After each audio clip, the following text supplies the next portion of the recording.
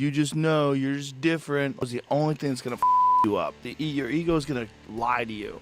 Lie to you about how good you are about something. Joe Rogan just brutally attacked Tyson Fury after he bailed on the Oleksandr Usyk rematch. Yeah, after getting knocked out by Usyk on May 18th, big man Tyson just couldn't handle it and cried for a rematch, claiming something was off. Of course, the authorities, always hungry for more drama and ratings, set the match for December. Tyson spent the next month trash-talking Usyk non-stop. And then what does he do? Announces he's canceling the fight. Seriously, Tyson? Well, no worries, because Joe Rogan swooped in and did what he does best, roasting Tyson so hard it was like a BBQ. The animosity between Joe Rogan and Tyson Fury isn't new. Their contentious relationship is filled with fiery exchanges and pointed comments. Rogan, a mixed martial arts commentator and former fighter, has never shied away from criticizing Fury's antics both inside and outside the ring. This feud goes back to Rogan's 2021 comments when he questioned Fury's dedication and training regimen, suggesting Fury was too distracted by offering activities to maintain his dominance. Fury, never one to take criticism lightly, fired back on social media, calling Rogan a loudmouth who doesn't know anything about boxing. Things really heated up when Rogan weighed in on a hypothetical fight between Jon Jones and Tyson Fury. Jon Jones, a dominant force in the UFC, is known for his wrestling skills and knockout power. Rogan bluntly said, Jon Jones and Tyson Fury are locked into a room. Game over. I'm pushing all my chips on black. I'm just I'm like, let me tell you something. Tyson Fury is an amazing boxer. He doesn't have a chance in hell. Rogan's confidence in Jones was based on Jones's reputation as one of the most feared fighters in MMA. With a record of 26 wins and only 1 loss, Jones's ability to control his opponents and deliver devastating strikes made him a formidable adversary.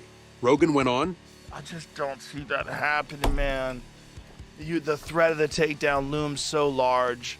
That shot will come so unexpectedly. He was referring to Jones's knack for blending striking with takedowns, a combo that has wrecked many elite fighters. Rogan's point wasn't just about Jones's physical prowess, but his tactical intelligence, which has earned him the nickname Bones for his ability to dismantle opponents' strategies. Tyson Fury's response was explosive. I'm the baddest man on the planet. I heard Joe Rogan say something about me the other day, and I've been off all the social media, so I didn't reply to that little pussy.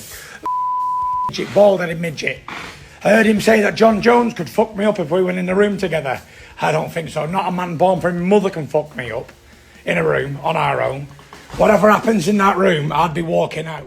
Fury shot back in an interview. His choice of words was as colorful as ever, underlining his disdain for Rogan's opinion. Fury has always been known for his brash and unfiltered style, and this instance was no different. His strong language reflected his confidence and unyielding belief in his abilities, even outside the boxing ring. Joe Rogan has often criticized Fury's proud and sometimes arrogant demeanor. Rogan pointed out how Fury's attitude can be off-putting, not just to fans but to fellow athletes as well. Tyson's got this air about him, like he's untouchable. That kind of pride can be dangerous, especially when you're not backing it up with actions. And Tyson himself proved this whole point when he said, Yeah, I just want to say to everybody, right, I want to knock all these out and I'm ready to rumble. I've not fought since December. For no fault of my own. I've tried to fight a little midget Usyk. Here Tyson was all about that rematch with Usyk, talking tough, setting it up, and then, surprise, surprise, he backs out. Yeah, Mr. Confident and rough himself chickened out. Want to know the real reason? Oh, it's a riot, especially coming from a guy like Tyson. But before we dive into that, you need a little background on this whole saga so you can fully appreciate Joe Rogan's epic roast later. And in case you haven't watched the Tyson Fury vs. Oleksandr Usyk fight, let me fill you in on what went down and why Fury's world crumbled so hard. So, on May 18th, 2 of the biggest names in heavyweight boxing finally clashed. The build-up to this epic showdown was off the charts. Fans were buzzing, analysts were making wild predictions, and the entire boxing world was on the edge of its seat. And here is what Joe Rogan has predicted already. God damn, that dude is good. God damn, he's good. And the pace that he fights at for a heavyweight. Fury, the towering Gypsy King with his unbeaten record, faced off against Usyk, the nimble Ukrainian southpaw who had already proven himself as a serious threat. This was not just a fight, it was a collision of styles, skills, and massive egos. As the fighters entered the ring, the atmosphere was electric. You could feel the tension crackling in the air. Fury, with his unorthodox style and incredible reach, looked as confident as ever. Usyk, on the other hand, was cool as a cucumber, his eyes laser-focused with determination. From the first bell, you knew this was going to be a tactical masterpiece. Fury used his jab to keep Usyk at bay, while Usyk danced around, using his speed and footwork to close the gap. The early rounds were like a chess match. Fury landed some solid jabs and body shots trying to slow Usyk down. But Usyk was a slippery customer, dodging punches and countering with precision. The strategy was clear. Fury wanted to use his size and power to wear Usyk down, while Usyk aimed to outmaneuver and outbox the bigger man. Both fighters had their moments, but as the rounds went by, Usyk started finding his groove. The turning point came in the middle rounds. Usyk's speed and technical skill began to overwhelm Fury. He started landing more frequently, his punches snapping Fury's head back. Usyk's footwork was mesmerizing. He moved in and out side to side, making Fury miss and then making him pay. The Gypsy King, for all his bravado, was starting to look frustrated. Usyk's combinations were landing with alarming regularity. Usyk is so slick. He is, Yes. I mean, he's the guy who's trained by the same guy that Lomachenko was trained by. So he's got just unbelievable movement, his angles, the way he boxes. By the later rounds, Usyk was in control. Fury was still dangerous, swinging big punches in a desperate attempt to change the fight, but Usyk's defense was rock solid. He slipped and rolled with the punches, countering with sharp, accurate shots. The Ukrainian's game plan was working perfectly. He was unboxing Fury, outthinking him and outworking him. When the final bell rang, it was clear to everyone. A new king had been crowned in the heavyweight division. The judges' scores confirmed what we all saw. Oleksandr Usyk won a unanimous decision, cementing his place as one of the best pound-for-pound fighters in the world. The crowd went wild, and the boxing community was buzzing with excitement. Usyk's victory was a masterclass in technique, strategy, and sheer heart. He had dethroned the Gypsy King and etched his name into boxing history. That fight is gigantic because you got Usyk, who's beats Joshua twice, and the best movement and boxing and skillful. He's a heavyweight Lomachenko. In the aftermath, reactions were mixed. Many praised Usyk for his brilliant performance, hailing him as a worthy champion. Fury, to his credit, was gracious in defeat, admitting that Usyk was the better man that night. But you could tell the loss stung. For someone as proud and competitive as Fury, this was a tough pill to swallow. And what else would you expect from Fury after a loss?